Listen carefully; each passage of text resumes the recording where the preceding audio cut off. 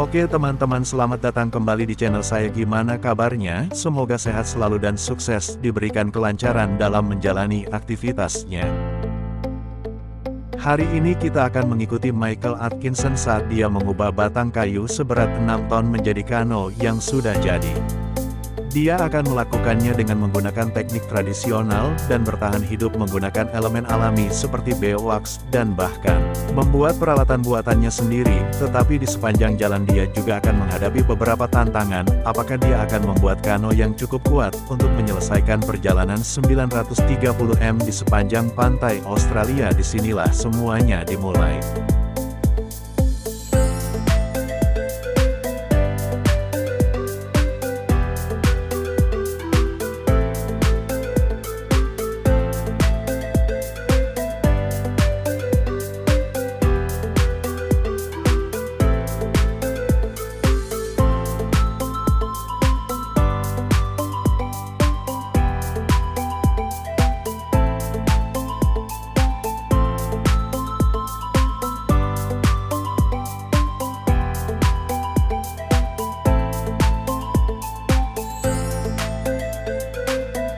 Dengan batang kayu setinggi 16 kaki, Michael seorang petualang berpengalaman dan pakar bertahan hidup yang terkenal dengan salurannya pedalaman Mike. Dia memulai perjalanan yang luar biasa untuk membangun kano.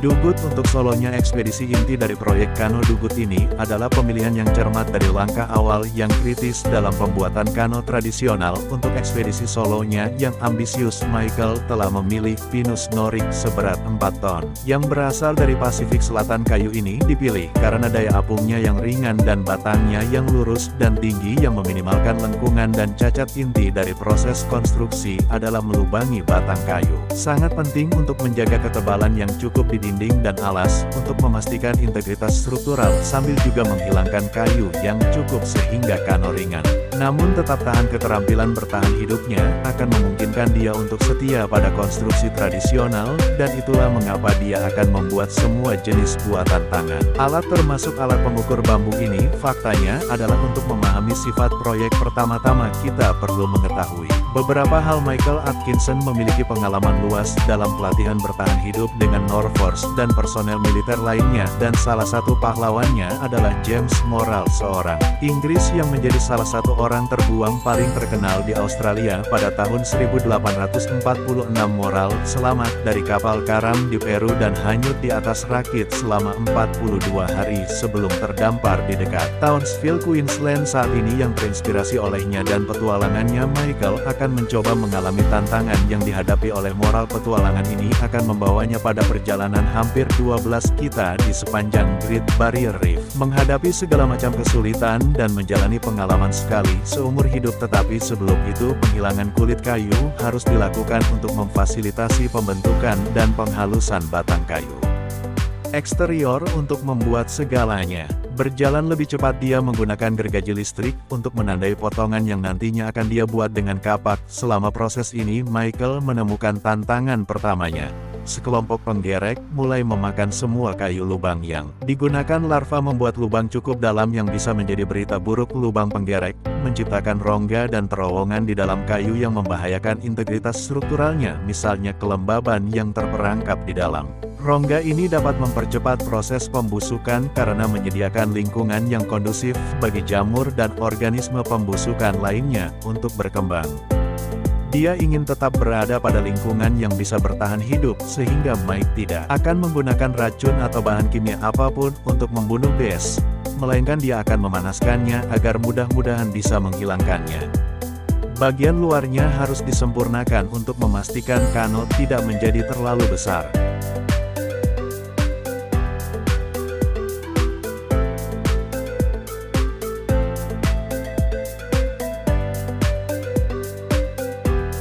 Atau kehilangan efisiensi hidrodinamiknya karena peningkatan volume interior. Pengerjaannya harus konsisten dan akurat, tetapi terkadang perhitungannya gagal. Jadi Anda bisa lihat di sini, saya membuat sedikit kesalahan, butirannya turun pada sudut.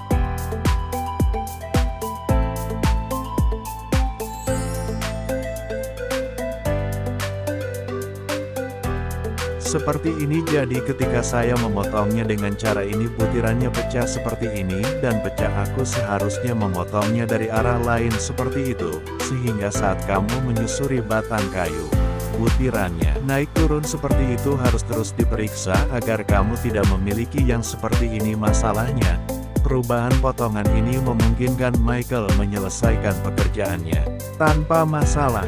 Lambung kapal dengan garis aliran harus memiliki bentuk berkontur yang halus untuk mengurangi hambatan air dengan membiarkan air mengalir di atasnya dengan lancar.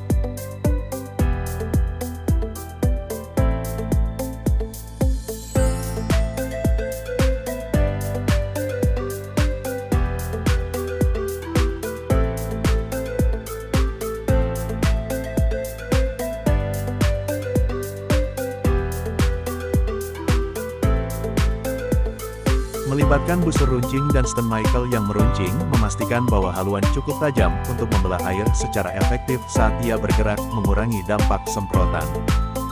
Buritan juga dibentuk untuk mengalirkan air dengan lancar yang membantu menjaga kecepatan dan mengurangi guncangan dengan mencoba menjaga kelembapan beberapa jamur yang muncul. Garam telah digunakan selama berabad-abad sebagai pengawet alami untuk menghambat pertumbuhan jamur dan bakteri. Hal ini sangat penting di lautan yang ganas.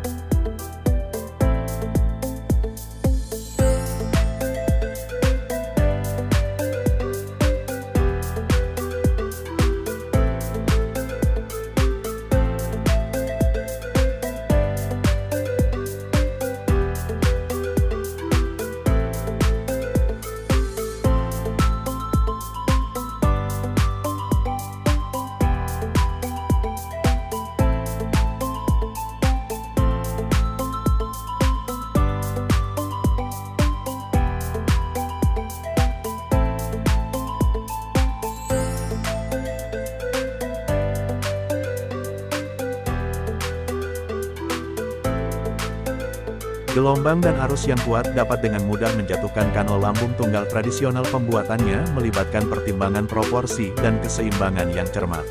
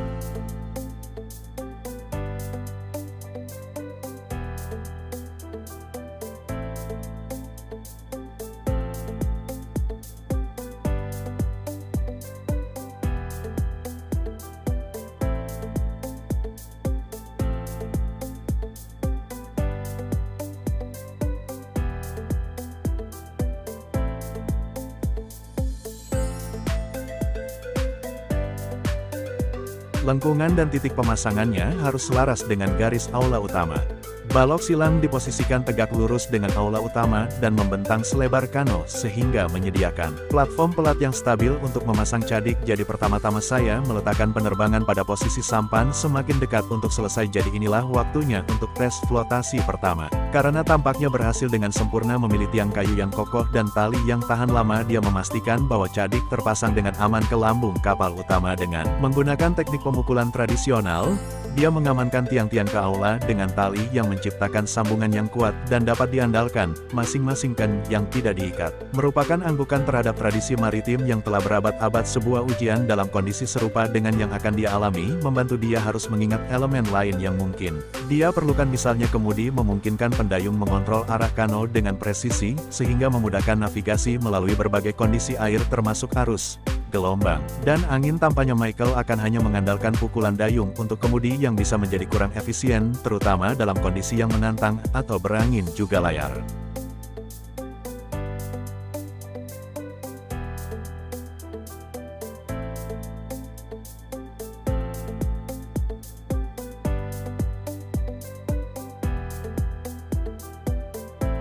Memanfaatkan kekuatan angin untuk mendorong kano ke depan, mengurangi ketergantungan pada pukulan dayung, dan menghemat energi pendayung terutama selama perjalanan jauh. Michael menggunakan kembali penjualan lama ini yang memerlukan sedikit perbaikan sebelum digunakan dengan menggunakan teknik jahitan atau pengikatan yang diperkuat pada jahitan dan tepinya.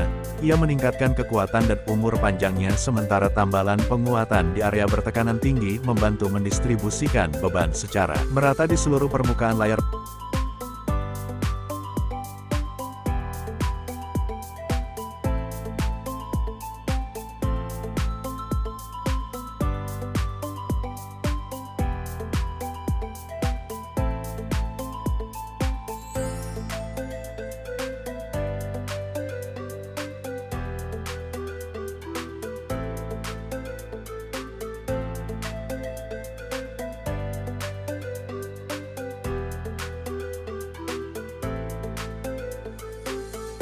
Michael dengan hati-hati memilih lokasi pemasangan untuk pijakan massal di dek kano atau paus senjata.